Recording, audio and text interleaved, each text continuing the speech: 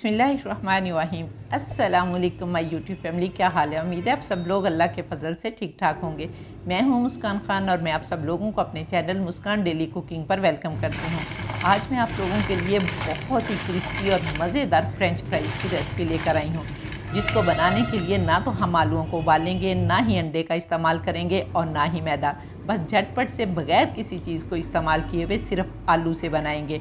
और महंगाई के इस दौर में अगर आप अपने बच्चों को पैकेट वाली फ्रेंच फ्राइज से बचाना चाहते हैं, जो कि बहुत ही महंगी आती है, तो आप बहुत कम पैसों से ढेर सारी साफ़ सुथरी फ्रेंच फ्राइज़ बगैर किसी झंझट के घर में बनाएं।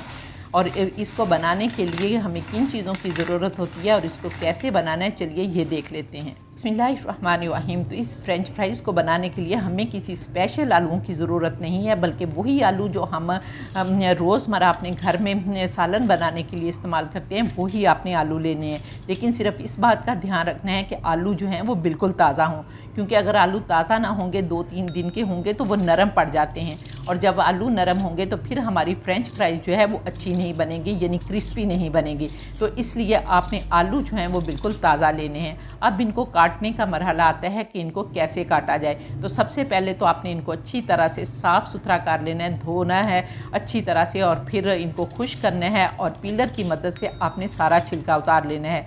छिलका उतारने के बाद फिर आपने छुरी की मदद से भी आप इनकी फ्रेंच फ्राइज़ बना सकते हैं, कि आप जिस तरह आपको वीडियो में नज़र आ रहा है कि साइडों से इनके थोड़े थोड़े पार्ट जो हैं वो उतार लें, और फिर मोटे मोटे स्लाइस जितने फ्रेंच फ्राइज़ के होते हैं उतने उतने स्लाइस जो है वो आप कर लें। लेकिन स्लाइस एक जैसे बने, इसके लिए आप मशीन का इस्तेमाल भी कर सकते हैं, क्योंकि आजकल मार्केट में बहुत सारी मशीनें आ गई हैं जिससे हम फ्रेंच फ्राइज़ भी बना सकते हैं और गोल फ्रेंच फ्राइज़ भी बना सकते हैं। इसके अलावा बहुत सारी सब्जियां जो हैं वो काटी जाती हैं। तो इसके लिए यहाँ पर देखें, दूसरा तरीका मैं आप लोगों को दिखा देती हूँ कि मेरे पास ये फ्रेंच फ्राइज़ कटर भी है। और इसका सबसे बड़ा फ़ायदा ये होगा कि आपको कोई और बर्तन भी यूज़ नहीं करना पड़ेगा, क्योंकि इसके नीचे एक बड़ा सारा डिब्बा होता है और उसके अंदर ही हम इसको काटेंगे, उसके अंदर ही हम पानी डालेंगे, उसके अंदर ही हम वॉश करेंगे। सारा प्रोसीजर जो है वो हम इस डिब्बे में करेंगे। तो देखा कितनी मज़े की बात है कि आपके बर्तन भी बचेंगे और मेहनत की भी बचेगी, कि बार बार आपको दूसरे बर्तन नहीं उठाना पड़ेंगे। तो यहाँ पर आप इसका भी इस्तेमाल कर सकते हैं। और मैं अपनी फ्रेंच फ्राइज़ जो है वो बच्चों को इसी में बना कर देती हूँ। और इसके अलावा भी फ्रेंच फ्राइज़ बनाने वाली एक मशीन जो है वो बहुत ही ज़बरदस्त मेरे पास है, लेकिन आज मैं इससे बनाऊँगी। तो इस तरह से आपने देखे सारे फ्रेंच फ्राइज़ बना लेने हैं, लेकिन क्योंकि इनमें स्टार्च होता है और ये बहुत जल्दी काले पड़ जाते हैं, तो इसलिए हमने जल्दी से फ्रेंच फ्राइज़ बनाने। और दूसरे ये कि इसमें एक ही जैसे फ्रेंच फ्राइज़ बनेंगे, और अगर छोटे जो पीस होते हैं उनको आप निकाल दें और एक जैसे बराबर फ्रेंच फ्राइज़ जो हैं वो ले लें।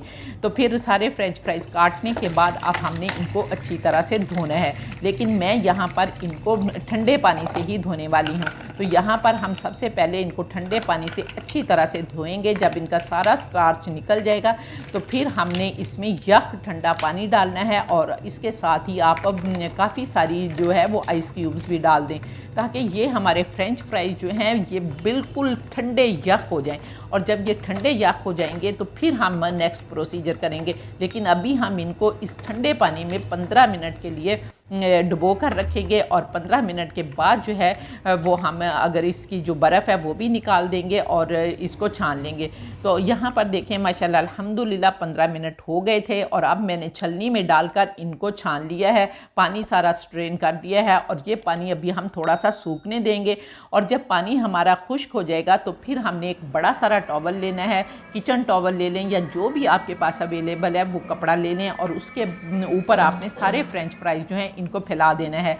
और फैलाने के बाद आपने पहले तो हल्का सा कपड़े से इनको जो है वो साफ़ करना है, ताकि इनका पानी जो है वो ऊपर से खुश्क हो जाए। और फिर आपने वो किचन जो टिश्यू पेपर होते हैं वो काफ़ी थोड़े से हार्ड होते हैं आम टिश्यू पेपरों की निस्बत, तो आपने वो टिश्यू पेपर लेने हैं और टिश्यू पेपर के साथ सारे फ्रेंच फ्राइज़ को हल्का हल्का जो है वो आपने साफ़ कर लेना है, ताकि इनका पानी जो है वो खुश्क हो जाए। और ये सारा प्रोसीजर करते हुए आपने साथ जो है वो चूल्हे पर ऑयल भी गर्म होने के लिए रख देना है, क्योंकि हमारे जो फ्रेंच फ्राइज़ हैं वो बहुत ठंडे हो चुके हैं। और ये ठंडे फ्रेंच फ्राइज़ जब हम ऑयल में डालेंगे तो उनका टेम्परेचर जो है वो लो नहीं होना चाहिए, बल्कि उनका टेम्परेचर हाई होना चाहिए। तो हमने हाई टेम्परेचर पर जो है वो अपने ऑयल को गर्म करना है। तो जब तक हम ये प्रोसीजर करेंगे अपने फ्राइज़ वाला ठंडे पानी से निकाल के और खुश करने का, तो इतनी देर में हमारा ऑयल जो है वो गर्म हो चुका होगा। तो चलिए ये प्रोसीजर जो है वो हमने कर लिया है। अब चलते हैं अपने फ्रेंच फ्राइज़ को फ्राई करने के लिए।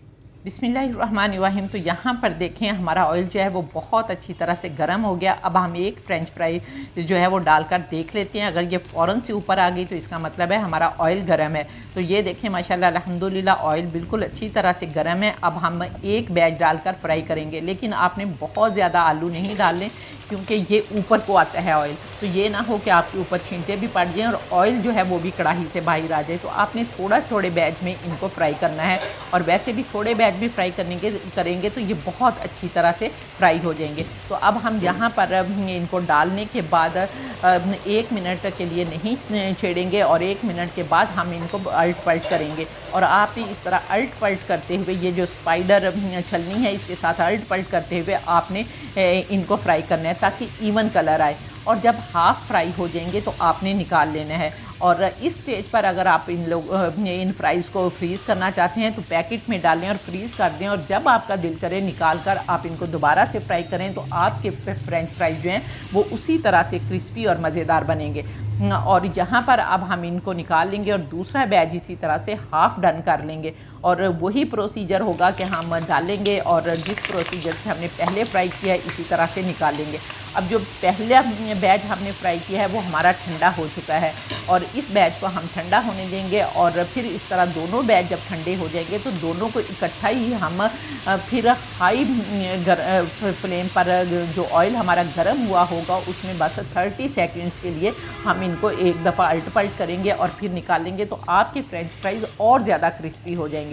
तो यहाँ पर देखें हमने दोबारा से भी इनको निकाल लिया है और ये देखें अब प्लेट में डालते हैं और आवाज़ देखें आप इनकी कितनी है। और आप यकीन करेंगे थोड़े से आलूओं से आप ढेरों फ्रेंच फ्राइज़ बनाकर बच्चे भी इंजॉय कर सकते हैं और बड़े भी कर सकते हैं और आप उनको लंच बॉक्स में भी दे सकते हैं। और आपको पता है कि बच्चों को भी ये फ्राइज़ बहुत पसंद होते हैं। आप उनको डेली भी देंगे ना तो बहुत उनको मज़े के लगेंगे। और दूसरे ये कि ये ऑयल बहुत कम इनमें लगता है, बिल्कुल कम ऑयल में ये बनते हैं और ये नुकसानदेह भी नहीं होते। और सेहत के लिए जो चीज़ होती है वो सबसे पहले हम ये देखते हैं कि हमारी सेहत के लिए ये अच्छी है या नहीं। तो यहाँ पर अब हम इनको स्पाइसेस बनाने के लिए थोड़ा सा चाट मसाला इनके ऊपर डालेंगे, मिक्स करेंगे। और ये देखें माशाल्लाह अल्हम्दुलिल्लाह इसको आप किसी भी चीज़ के साथ खा सकते हैं, सादा भी खा सकते हैं और टमाटो केचप के साथ भी खा सकते हैं। और अगर आपके बच्चों को पसंद हो तो आप ऊपर टमाटो केचप डालकर हल्का सा इसको मिक्स करें तो वो भी बच्चों को बहुत पसंद होते हैं। ये मैं इसलिए कह रही हूँ कि ये सारी चीज़ें मेरे बच्चे जब छोटे होते थे, स्कूल गोइंग थे, तो मैं उनको बना कर देती थी। अब तो माशाल्लाह अल्हम्दुलिल्लाह बेटी मेरी जो है वो MBBS 3rd ईयर में पढ़ रही है और बच्चा भी अल्हम्दुलिल्लाह माशाल्लाह मेरा बड़ा हो गया है। तो इस तरह से ये मुझे उनकी याद जो है वो आ रही है जब मैं आप लोगों के लिए फ्रेंच फ्राइज़ बना रही हूँ। तो उम्मीद है आपको मेरी ये रेसिपी पसंद आई होगी। अगर रेसिपी पसंद आई है तो जल्दी से कमेंट करके बताएं कि आप लोग किस कंट्री से मेरी वीडियो वॉच कर रहे हैं। और माशाल्लाह अल्हम्दुलिल्लाह मुझे बहुत प्यार देते हैं, जिसके लिए मैं आप लोगों की बहुत ज़्यादा शुक्रगुज़ार हूँ। तो अगर आप लोगों को रेसिपी पसंद आई है तो जल्दी से वीडियो को लाइक करके फैमिली फ्रेंड्स के साथ शेयर कर दें। और इंशाल्लाह ताला नेक्स्ट वीडियो में आपसे दोबारा मुलाकात होगी। तब तक के लिए अपना बहुत सारा ख्याल रखिए और मुझे भी अपनी दुआओं में याद रखें। और इसके साथ ही इजाज़त दें। अल्लाह हाफ़िज़।